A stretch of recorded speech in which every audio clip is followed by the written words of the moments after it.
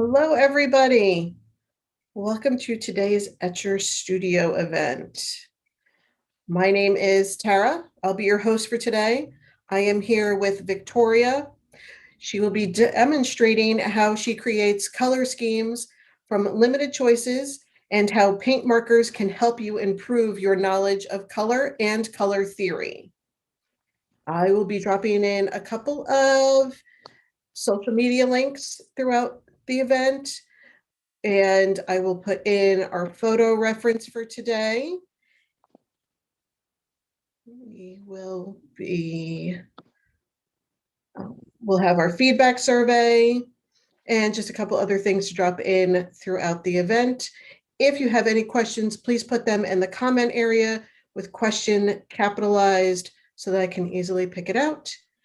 I am now going to turn you over to Viktoria. Hello. Also, thank you very much for all of you for showing up and supporting me. I felt a bit nervous, but I think now that it's live, actually, I feel better because I know that some of my friends are watching. So yeah, should we just get started? I've brought a bit of my art for you, and to manage expectations, I've got a bit of a selection in that I've brought some of my old art as well. Actually, are we already on the big screen? I will put you in as the artwork spotlight. There we go. Wonderful. Because I wanted to show you, some of you have seen it on Instagram last week, but I filmed my old sketchbook, and this is sort of how I started with my Posca pens. And then, as you can see, if you know my art, it's quite different than from what it is now. So this is basically from exactly a year ago. You can see we are kind of getting into the style that I'm doing now. And so, you know, it's only been a year. We'll see how it goes today. But I also have some, let me see, some of my more current artwork. Being a smart influencer, I actually disassembled the sketchbook only last week. So it's a limited selection. But as you can see, I went more into like big illustrations. Very fun, very scary, like these guys. But that's not what we'll be doing today because we only have an hour. But I think there's still a lot you can do with an hour. So I've brought some more ideas of paintings that didn't take me quite so long. And you can see my sketch. It's not really, you know, all that coherent. It's still kind of different. We're going for more of this vibe with some colorful shadows and some fun lighting, hopefully. We'll see how it goes. So yeah, that's what we'll be doing today. We'll actually be drawing a fox. And yeah, any questions before we get into sketching? Nothing yet. You are good to go. Wonderful. Then my very organized self. Okay, because normally I spend a lot of time sketching. I just really like it. This is my sketchbook, and as you can see, I sketch. Okay, well, this is not a good example, but I sketch rather more realistic, like these guys, and then slowly exaggerate the shapes and get more of the cartoony style that you probably know me for, like with these tanukis, for example. Very cute. And yeah, this is kind of what I've been doing today. I've been warming up a little bit because that is always necessary. And since we're drawing a fox today, I think Tara has probably posted or will post the reference pictures also in the chat, but I've got my iPad here with the reference pictures that I selected. These are all from like Pexels and Unsplash, so free to use. And I usually try and find a variety of different angles and like poses to inspire myself, but also to get an idea of what the animal actually looks like. Because with photographs, it's sometimes a little bit tricky because they're very flat. So I also always recommend watching YouTube videos, many cute fox videos on YouTube. But yeah, but that's how I usually start out with more like this upper part of the references, and I do some more realistic sketches, some that I put more time into, and then slowly I get a bit more sketchy and more loose. And I went on a little tangent here and accidentally designed a whole scene. Won't be having time for that. But then I slowly figured out what I wanted. So if you look at the reference I chose, I like this idea of the fox looking down or looking somewhere. And I really like the idea of the reflection with the water. But I don't want to just copy the picture. I mean, these were free to use technically, but I don't know. I just feel better about it if I figure it out myself and what I like. And I thought it would be cute if the fox stood in water because I like the reflection, and it would also be cute if he was like kind of icky. I'm not really enjoying the water. This sort of vibe. This looked a bit too serene. This was the first sketch that I did that I actually sort of nearly completed. You can see I figured out the light. This is another thing we'll be talking about later. But I thought he looked very chill for getting wet feet, which I wouldn't be if I was standing in a pond. And I thought maybe a bit more inquisitive. You could see I did not spend much time on that sketch. I don't know. It just didn't vibe with me. Maybe it would have worked in one of those bigger illustrations I did. I'm going to hold this up to the camera so you can see my thumbnails are literally thumbnails. They're very tiny. But then I figured out this pose, which if you see the references is like a mix of many of the pictures.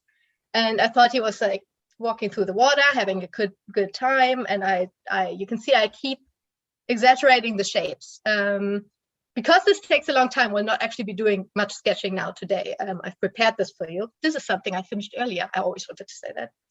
And I keep exaggerating the shapes. Occasionally try something new. Like I thought, maybe he raises his feet up even higher. And in the end, I did some more just to make sure that I still enjoy it. I like doing more sketches than I think I'll need, just in case I come across something I really like. And then if there's no questions to this sketches in particular, I can show you with this beautiful Etchr sketchbook. Thank you very much.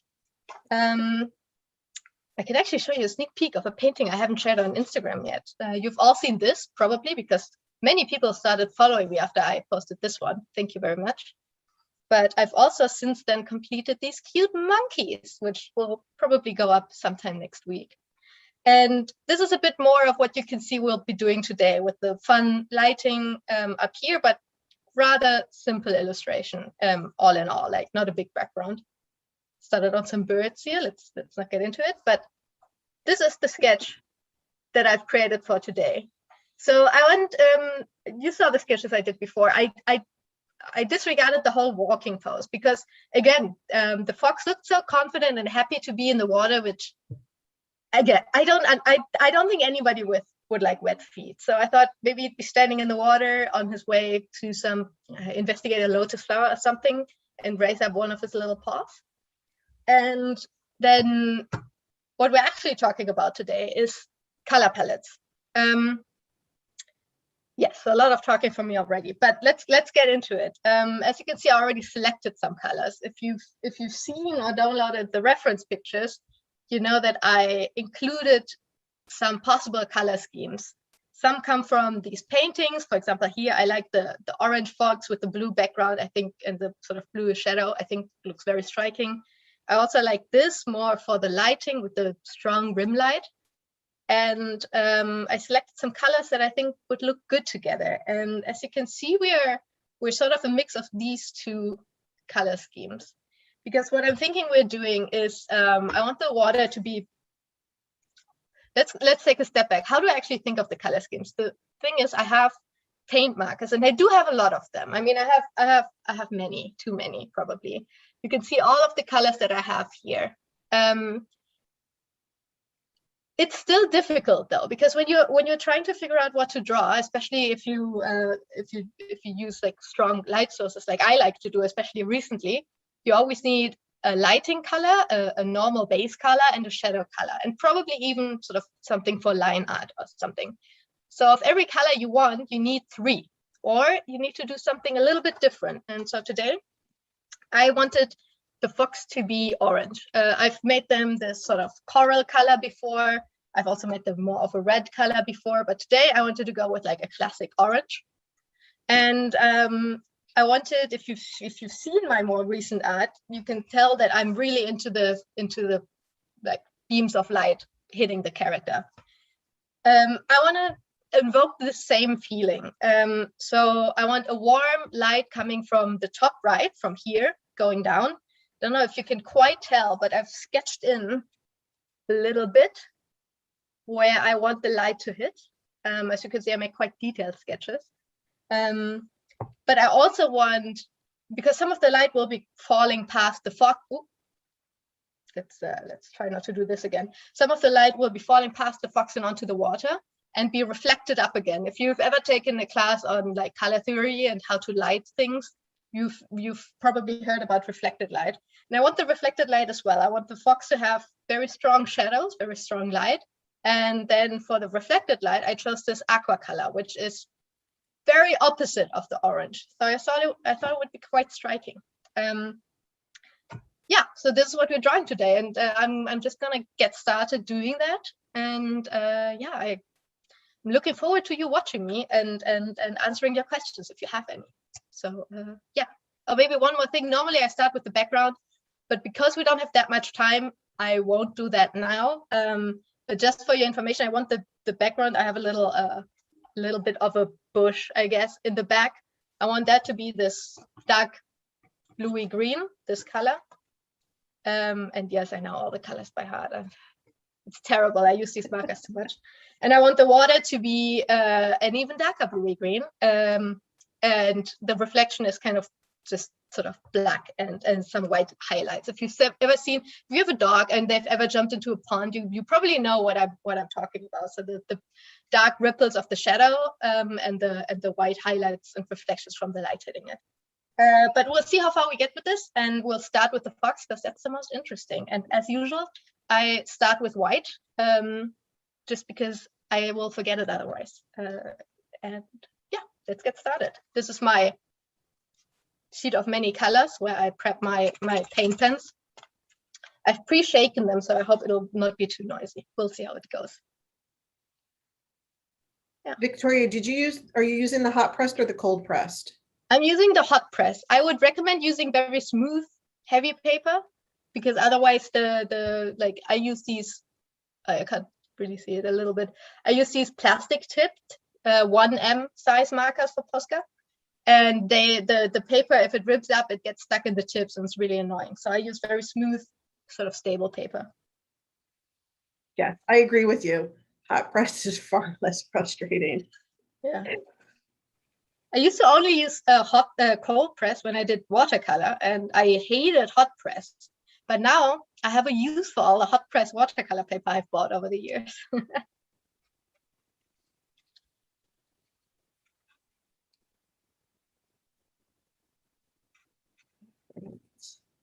And a question about just paper in general. Have you ever used the toned paper? I have, actually, I think. I don't know if I can reach it without destroying everything here. Probably not. Maybe if we'd have time later, I'll show you. But I have a toned sketchbook paper, and it's fun. You need a lot more layers, but it's great fun. I really like using it. You've probably also seen maybe that I draw on Pantone postcards. Similar sort of concept. You need more layers. It takes longer, but it looks really cool, especially white on like brown tone paper.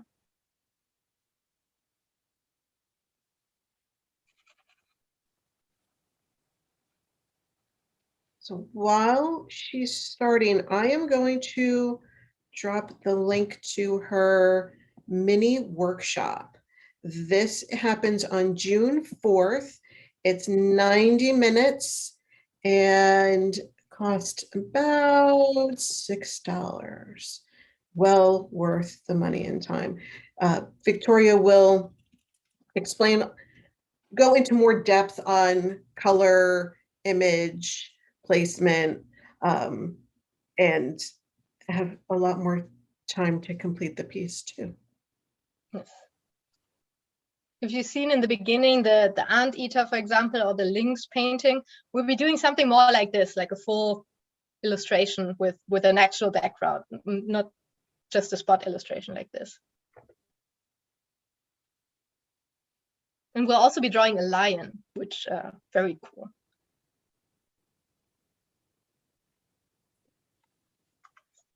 I'm also going to put in Victoria's Instagram page. So you can follow her on there and see her other processes and work. She's got stickers.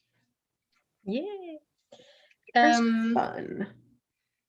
Just as you can see, I've sort of haphazardly completed the white. The white usually needs 2 coats anyway, so I immediately stepped into it. Very good. I mostly work from light to dark, mainly because some of the colors are not as opaque as you might want them. Like the blues, very opaque, can go over everything. The orange is not so much. So now this is actually quite good for you to see them. I'll start with where I want the lights to hit. And I think about, I'm very into like animal anatomy. I haven't showed it to you in the sketchbook, but I also draw like skeletons and muscles and all this sort of stuff. And I think about the shape of the body. Here I'm just going to quickly go around it and explain it a little bit. I know that the fox's hip is somewhere like here, and this is the highest point of the hip. This will catch the most light. In a fox, which is very fluffy, you don't see it as much. But if you ever look at maybe like a skinnier dog, like a ridgeback, for example, where the muscles are very pronounced, you can see or maybe even a horse, you can see the top of the hip, and you can see the muscles that attach to it. And this is the area where the shoulder blade is, so it's fairly flat. And this is the area of the rib cage until here, more or less. I mean, this is a cartoon, but still. And so that's what I'm thinking about.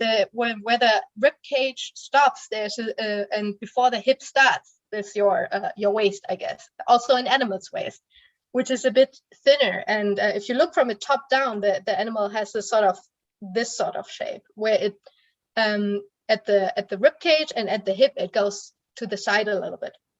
So I've tried to highlight it here by showing that the curvature of the rib cage is a bit broader than it is at the waist, and the broadest part is actually here, which means the shadow is very sharp because it falls off more quickly, whereas for the rib cage it's more rounded, and for the shoulder blade as well.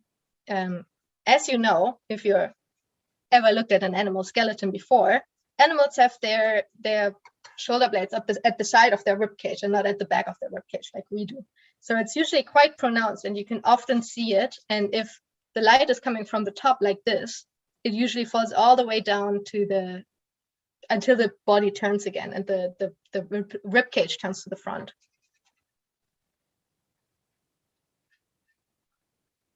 And because I know this is going to be, I don't know if this is going to be a question, but this is a question that I always have, and I always ask, how do you know where to put the shadow and the light?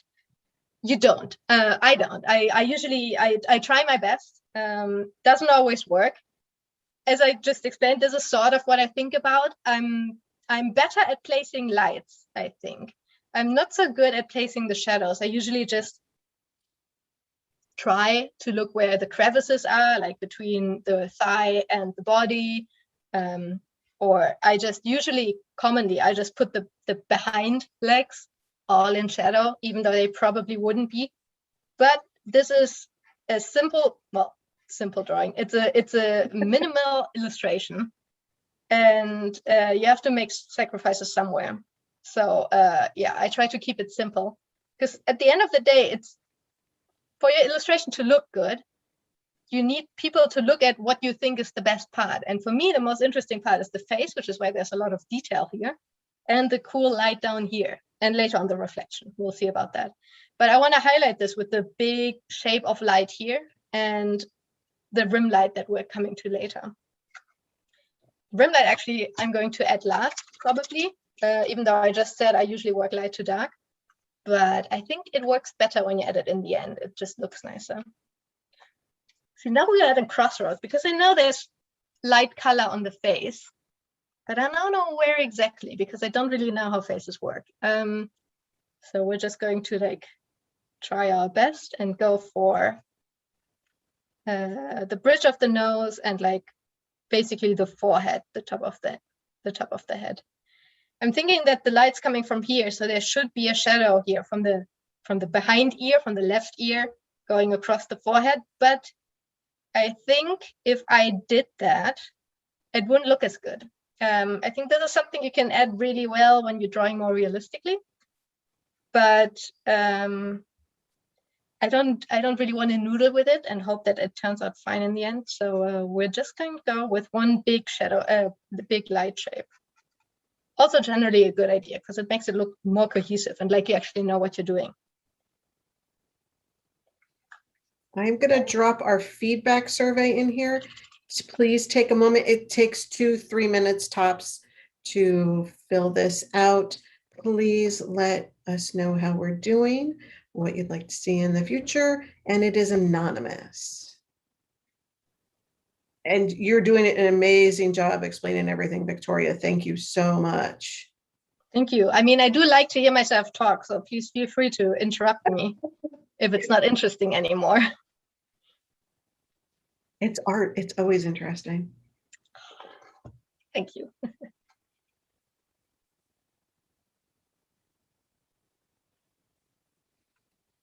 And don't forget to share your artwork with us in social media to enter a weekly giveaway.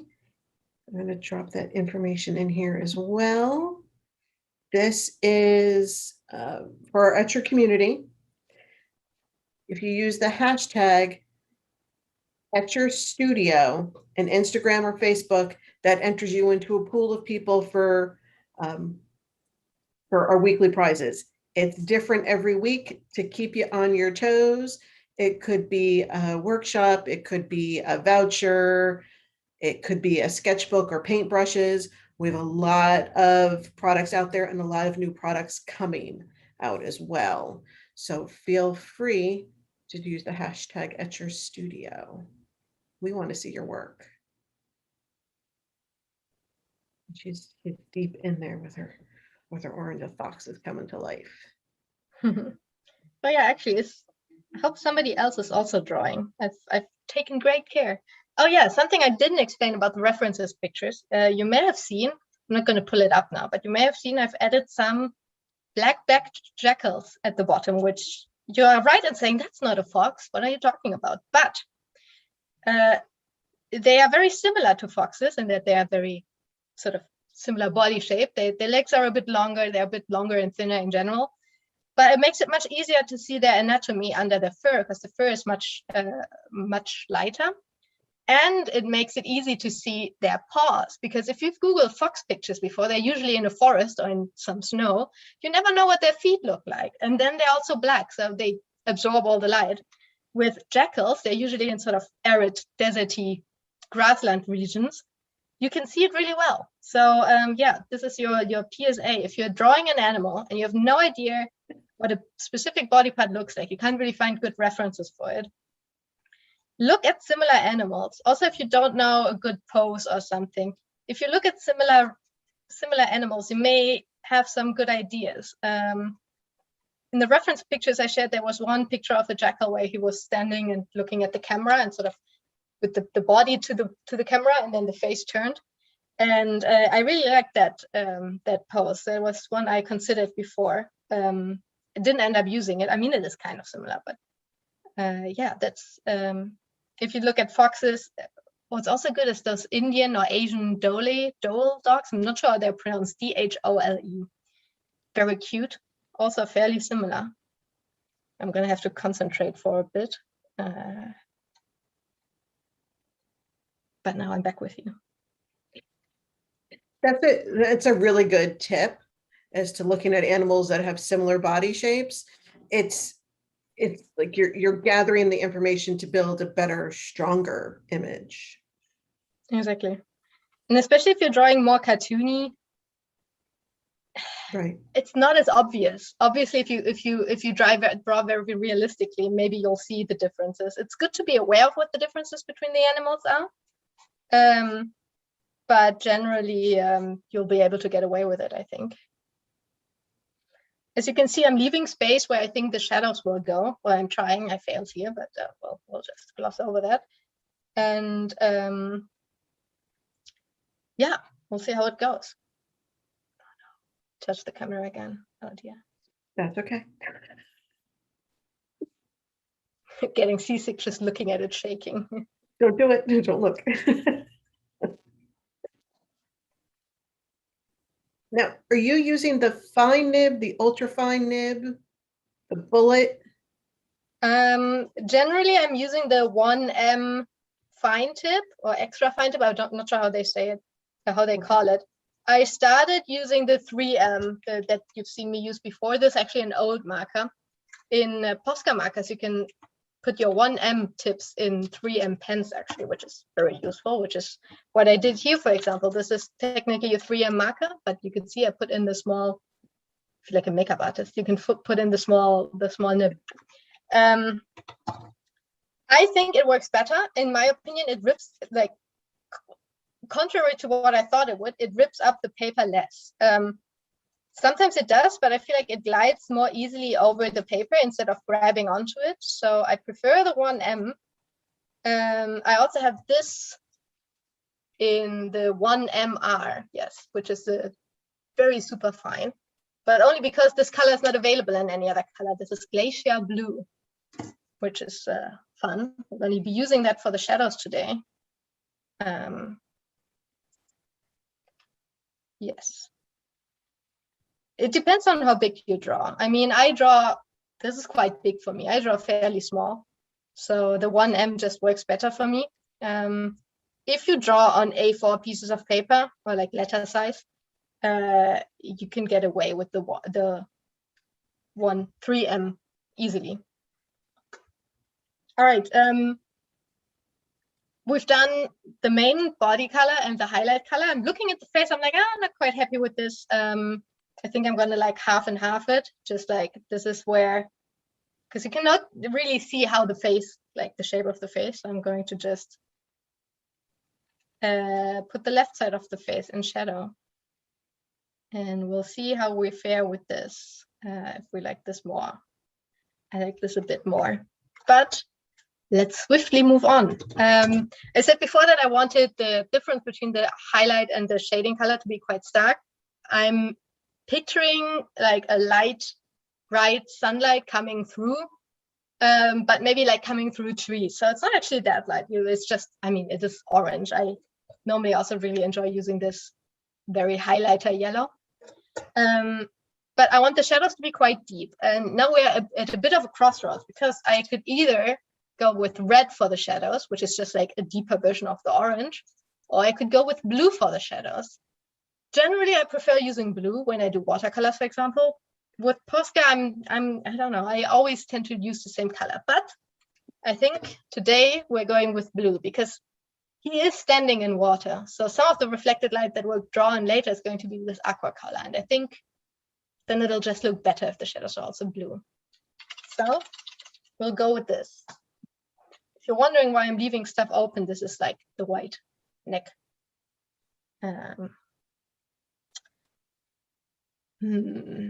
Not this blue. This is the blue that we're using for the feet because it's too dark. We're using this medium blue.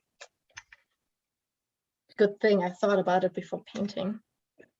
I love that you're discussing the process out loud, not just keeping it in your head. No, it's good because a lot of people don't understand the dialogue that happens within yourself while creating artwork.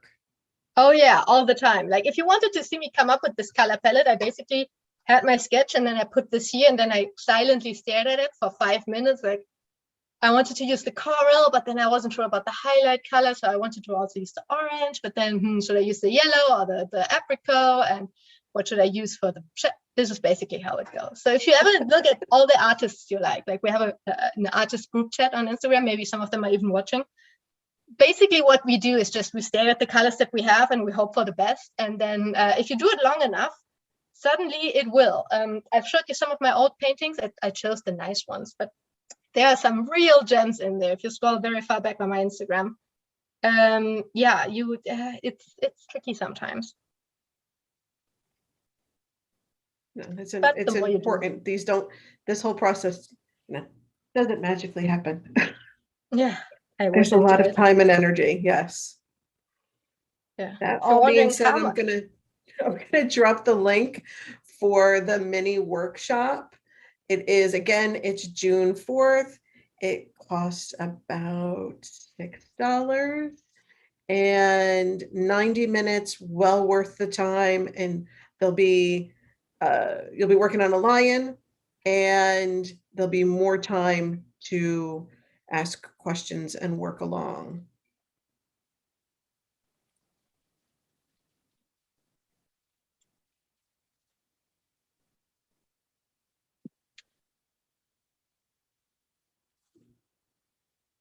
Just realized I think I accidentally influenced myself.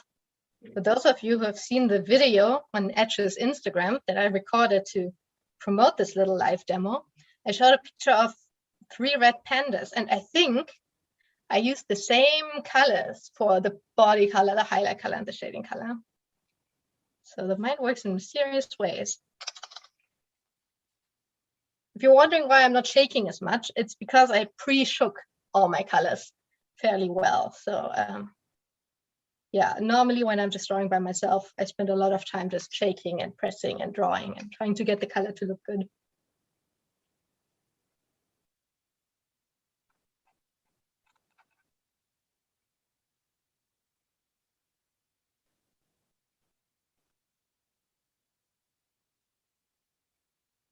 This is the, sorry? You're getting some wonderful compliments here on the side. Your control of the Poscas, your use of color. Thank you, guys. I'm making me blush. I mean, I'm already blushing because I'm so nervous. I'm getting really hot, but it's also from your sweet comments. I was just about to say, this is sort of the ugly face of the painting. It really pulls it together in the end, for me at least. I think when I add in the line art, I occasionally will try a lineless art style. The results are so-so, but I'm just realizing now that I'm painting it that I think I want the back legs to show that they're more in the distance. I want them to be even darker in the shading, because as I said before, I just shade the whole thing. So I think I'm going to make the back legs actually the dark blue. But then another thing is, because I was wanting to put the dark blue as the sort of black stockings that the foxes wear, and on the wear, I mean half, they're coat coloring, they're not wearing them, but you know what I mean, and on the ears. But then I'll have to think about it. I'm gonna have to use an even darker blue to distinguish it. We'll see how it goes. I think first we're gonna do some more cleanup on the face. I'm very nervous to add the eyes. So maybe we'll do it later after you've already watched everything. And then if I mess it up, you won't have to stare at the eyes for too long.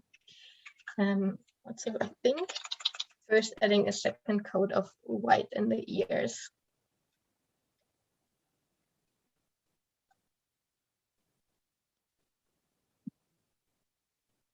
Lots of wonderful layering.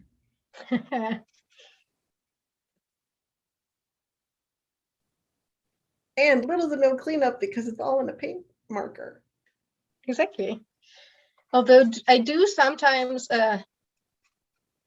shake the paintbrush, like the marker, like you've seen me do it before, but without the lid on.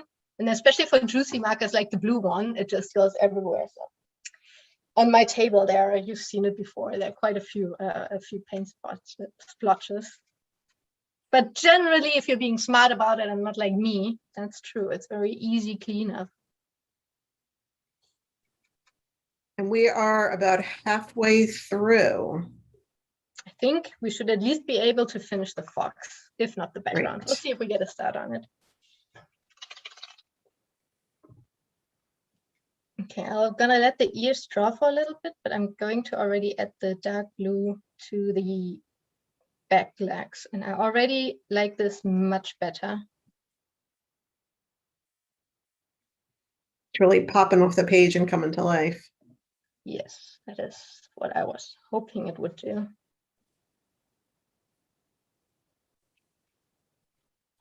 I just dropped a link again for our feedback survey, and I'm going to also put in Victoria's Instagram page.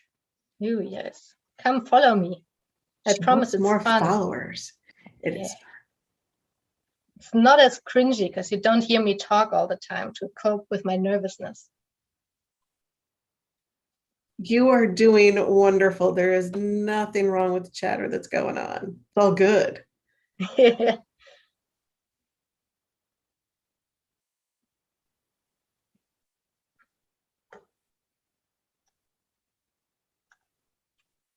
And I love the bold choices. I mean, you have over 100 colors to choose from.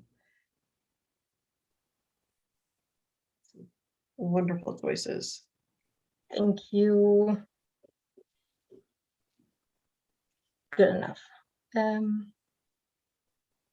was about to say something, but I already lost my train of thought.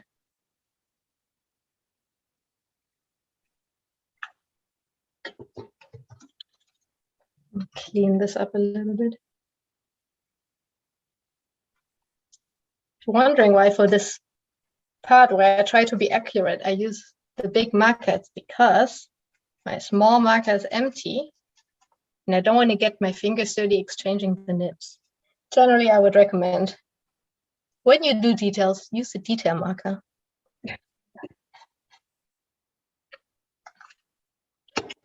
Well, we have some unforeseen things. For the white tail, I've figured out that I want to use this, or also here, I want to use this as the shadow color, but I'm wondering if I should add a highlight, even though the highlight would technically be darker, you know, because everything is darker than white. Not sure. I think I might do it just so that it looks coherent, because right now it doesn't.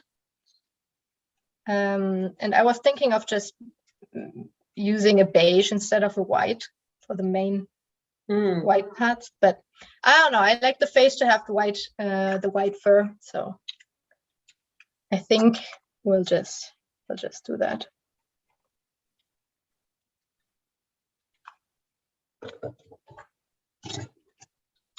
All right. Question about blending Poscas. Do you ever blend the colors? Rarely. There's a few times that I've done it. One was a draw this in your style, and they had very sort of quite a few gradients. And once I tried to do it myself for like a sunset vibe. It works, not on this paper. I think for that, it's me maybe on this paper, but this paper it dries fairly quickly and moves in because it's watercolor paper. But you probably need very slick, very slick coated paper, then it works better. There is an artist on Instagram called Angela Pan, I think. She's a Canadian artist, and she uses that technique a lot, and she draws on coated paper. So if that's the technique you're interested in, I highly recommend her. She also has a YouTube channel.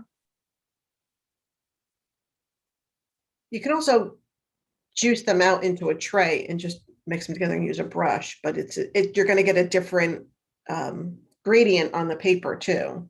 Yeah, I've heard. I think you told me you've done that before. I never tried it that way, because the reason I wanted to use the Posca markers is because I wanted to limit my color choices. I used to mostly draw in watercolor, but I find it easier to figure out where your lights and darks go if you have to make very strong, confident decisions about them, and you can't just muddle it all together with gradients. I mean, I'm not saying that everybody who uses watercolor does that. It's just that I just muddle things together in gradients, and it looks good. I like it for some things, but I think this really helped me sort of having to think about your colors a bit more. Really helped me in my art in general. Okay, this is good.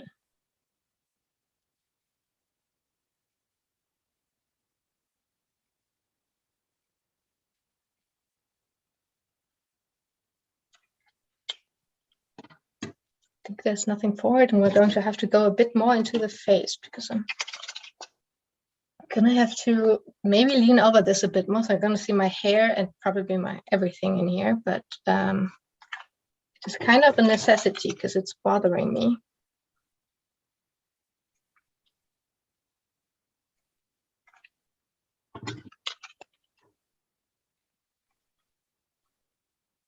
You have a question as to why not use the white of the paper? Why add the white of the marker?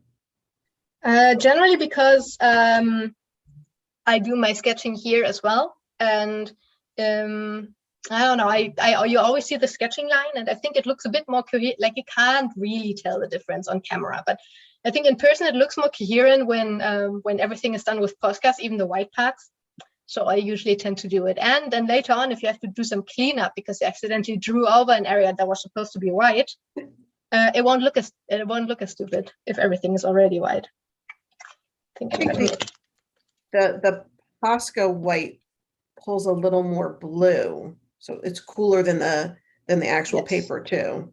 Yes, this really bothered me. Some of the loose leaf paper from last year you saw me show you before, that had a very warm undertone, and it really bothered me. I mean, it's especially noticeable if you take a picture of it later on, which for Instagram purposes I usually did. But yeah, so I try to look for paper that already has a cool undertone and then add the white on top, because I think it makes it look a bit more coherent.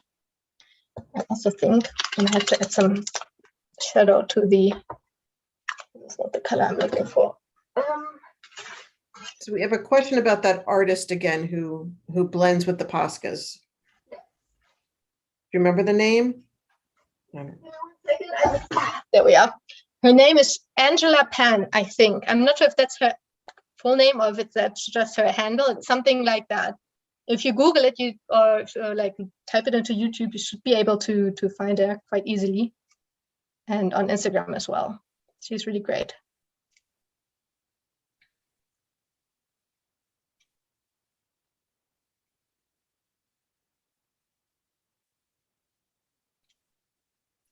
And we're cruising along now. See that little bit on the tail? Just popped it right up.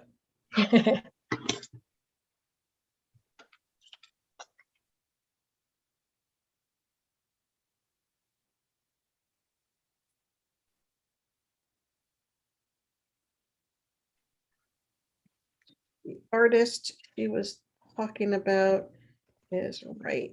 Putting it right here in the chat. The double C in the center.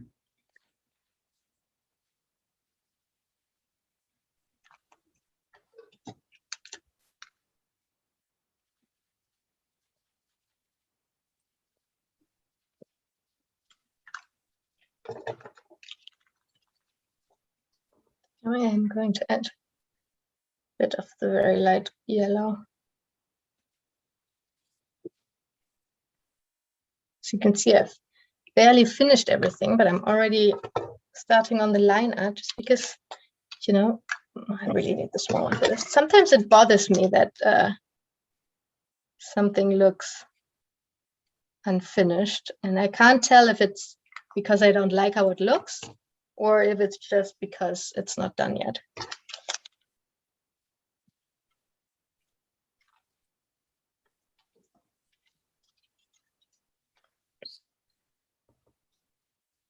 Have you a couple questions about use of gouache or multimedia? Do you just use straight Poscas or do you mix it with other things like acrylics, gouache? Generally, I use the Poscas straight up. Personally, I've experimented a little bit, especially with colored pencils on top of Poscas. Didn't work quite as well as I was hoping.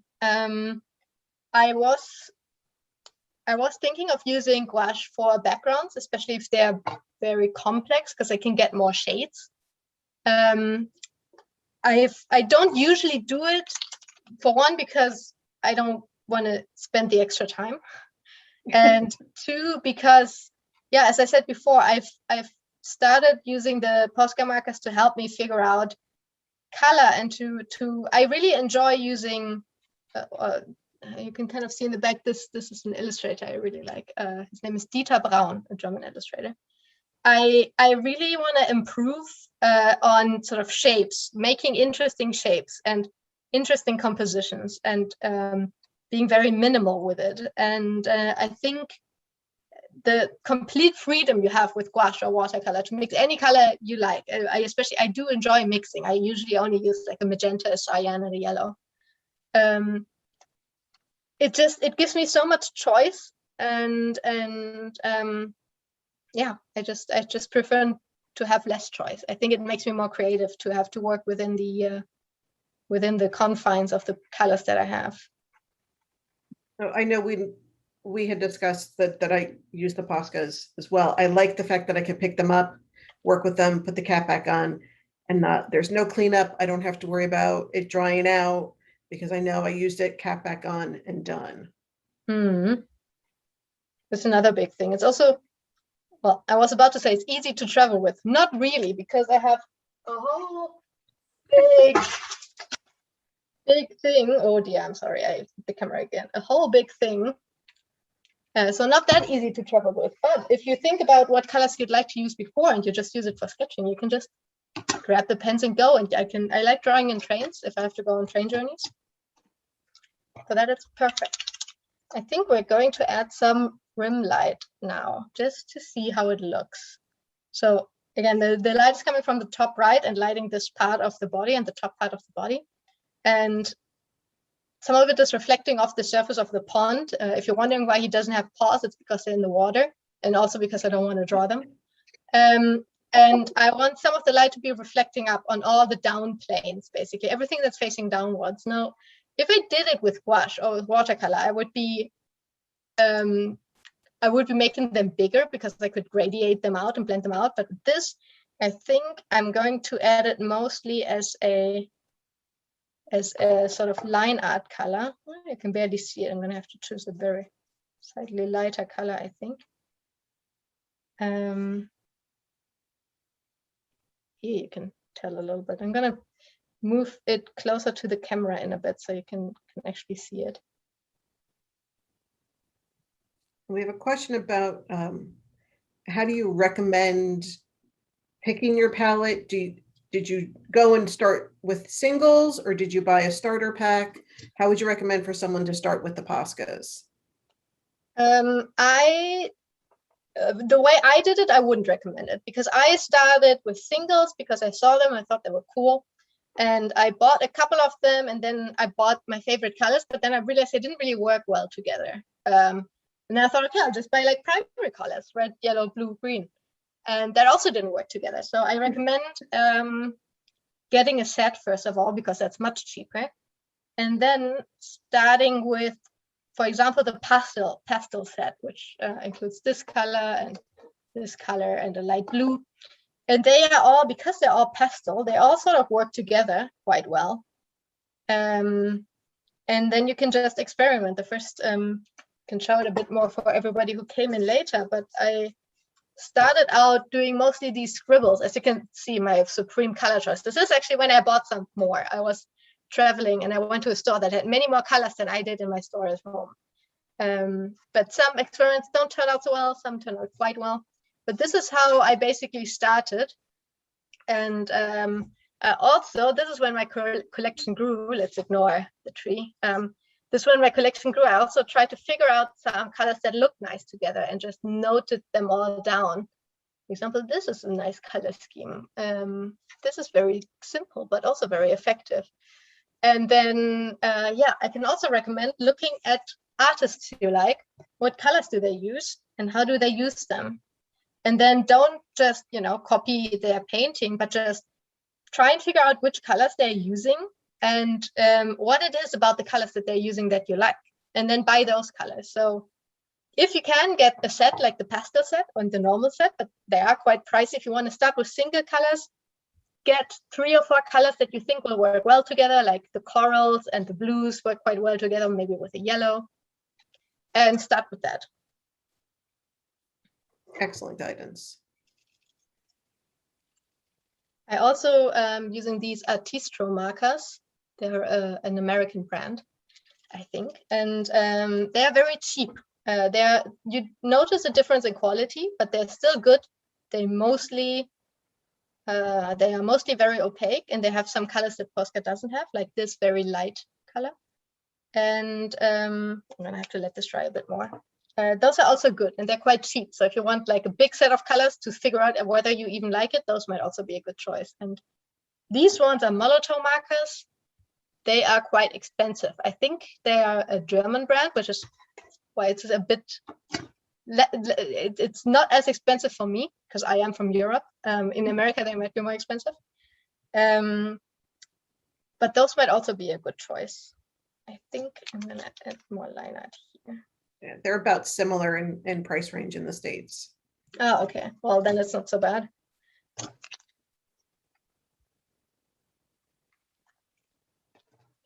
I just put the link in for the mini workshop that's on June the 4th. And we've got about 10 minutes left. Wonderful. So yeah, as you can tell, we didn't finish the background. I kind of figured that, but I really like the idea. I'm going to finish it up and post it on my Instagram tomorrow.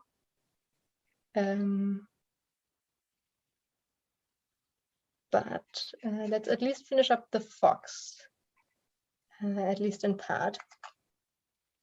Still not so happy with the face, but I think we're just going to live with it for now. I'm going to add these the little triangles that they have on their nose, which are very cute. This is a bit more dry now. So, see, this is a bit more visible. This is the sort of effect I wanted. Like, most of the animal is in shadow because of the way the head is positioned. But then next to what will be a dark background, I'm just going to hold it up because I'm not going to fill in the whole background. The background will be quite dark, and then I think it will look quite good. So it'll also be dark here, and then he will really pop out, especially with the very light highlighter color as line art. And yeah. That's beautiful. Let's hope. It is. It's got personality too. Yeah, I'm wondering if any of you guys, maybe if you can say it in the chat, if any of you guys are also drawing a fox. If you do, and you post it on Instagram, tag me in the next couple of days. I want to share some of them because I think it's really cool if we're all drawing the same sort of thing. I mean, not the same thing, but you've seen the reference pictures. There's quite a lot of ideas. Maybe you'll come up with an even cooler idea for a fox. Always possible. Very likely, in fact. And don't forget to use hashtag Etchr Studio for your chance to win weekly prizes. Exactly. You're impressing everybody. Of course. I bet the chat is just all my friends. Oh, you pay people to show up today? No, I didn't. I pay in friendship. Oh, I that's did even better. share it everywhere. All the group chats I have. Well, we did some cross promoting on Instagram too. Yes.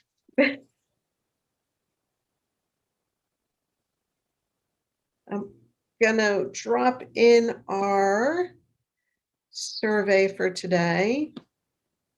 And like I said, takes 2 to 3 minutes and is anonymous.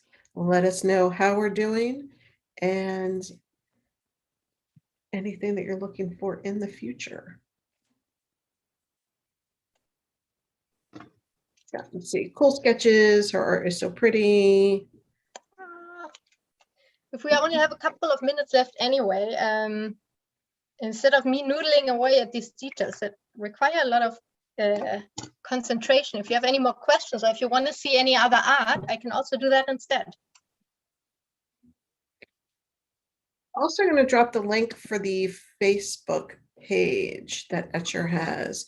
It is a private page, so you can share your work, ask your questions, and it's not all over Facebook for all to see. And the group is very supportive. I highly recommend it. And if you have any general questions about this today, you can also message me on Instagram, of course. Of course. Just a normal person. We've got the mini workshop coming up on June 4th, where there'll be more time to spend with Viktoria and me. Yeah.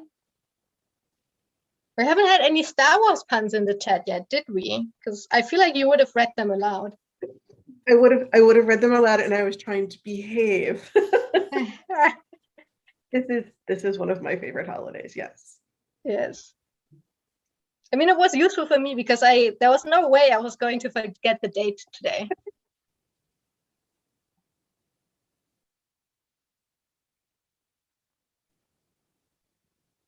I'm going to add a little bit of the background here so you can kind of see the backlight a bit, the reflected light a bit. I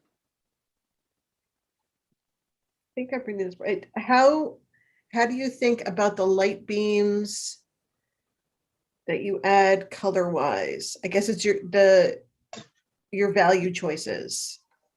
Just instinct at this point.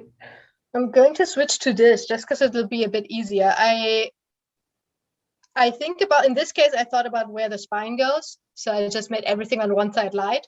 And then I added extra highlights like here where the light beams are. Generally, honestly, I just figure it out and try my best. For this, I did a little mock-up in Procreate, and I just try out a couple of things. I don't really have I know this is not a very satisfying answer, but yeah, I try to keep in mind where the light is coming from and where the light is going, and then whatever is like, I try to think about the object that I'm drawing or the animal that I'm drawing in 3D, which is very difficult for me, especially. As you can see, everything is facing to the side because that's the easiest for me. But yeah, that's what I'm thinking about. Again, here with the shoulder blades, and in this case with the leg ab, the highlight will be there as well. Yeah, I know this is not a satisfying answer, but it's the only one I can give you. Question about paper to use so the Poscas don't peel. I haven't had Poscas peel. Yeah, smooth, heavy paper. So like this is the Etchr hot press sketchbook. If you think I'm just saying it because I'm a sellout, I can also recommend this Stillman and Burns Zeta sketchbook, Zeta series.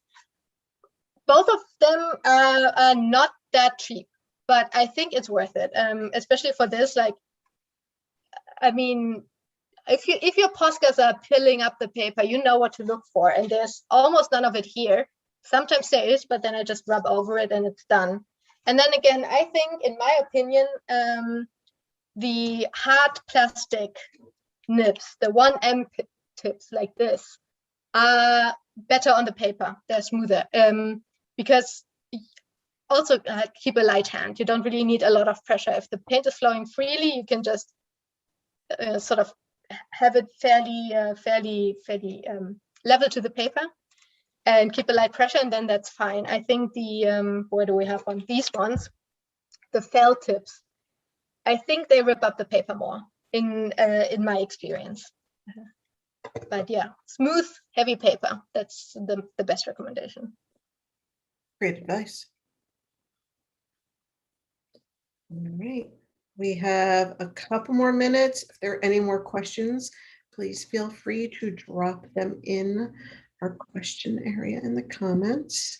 And I'm going to put in our Etchr Studio information again. Don't forget to share your work and hashtag Etchr Studio for your chance to win a weekly prize. Follow us on Instagram. Subscribe to our YouTube page. There is stuff happening here all the time.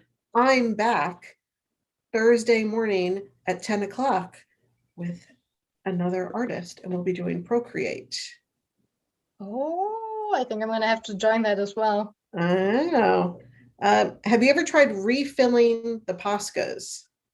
No, I have not. I've just bought new ones. I know that the Molotow markers are refillable, and there are refillable things you can, like refills you can buy. As far as I know, Posca is not meant to be refillable. You can probably do it, but I wouldn't even know how, because you can't buy any refills. So unfortunately, I know it's not very sustainable.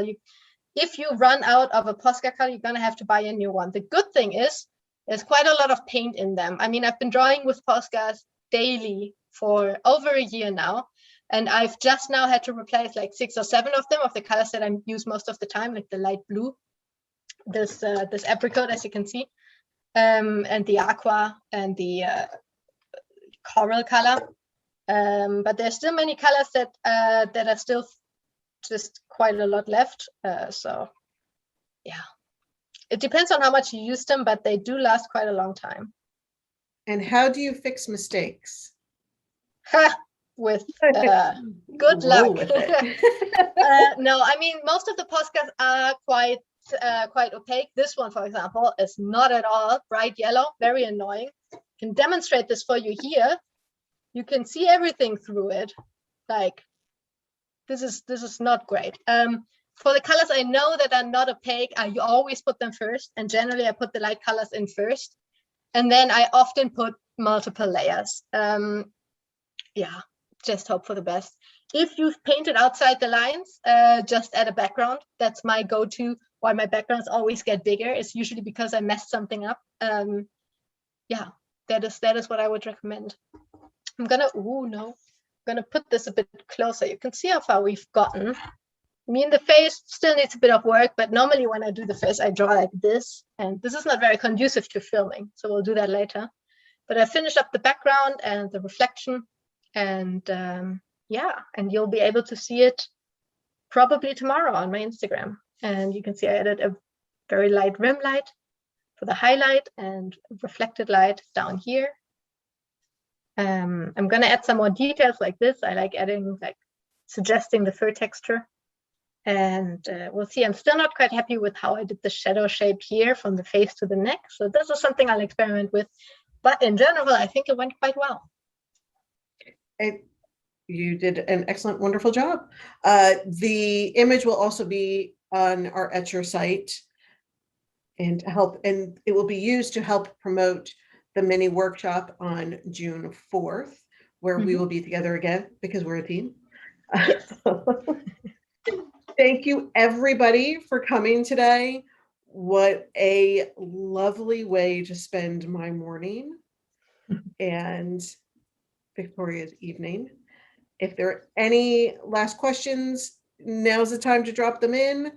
If not, we hope to see you all on our Etchr pages and in our mini workshop. I see everybody soon. Remember, Thursday morning, I'm back on YouTube. Also, thank you very much from me. Thank you for all the good vibes. And yeah, I'd love to see you in the mini workshop. I think it'll be quite nice. We'll be drawing a lion, and I think that will be fun. And if you have any questions to me, then always message me on Twitter or on Instagram. And yeah, I'd love to see you there. Thank you, everybody. Have a great day. Bye.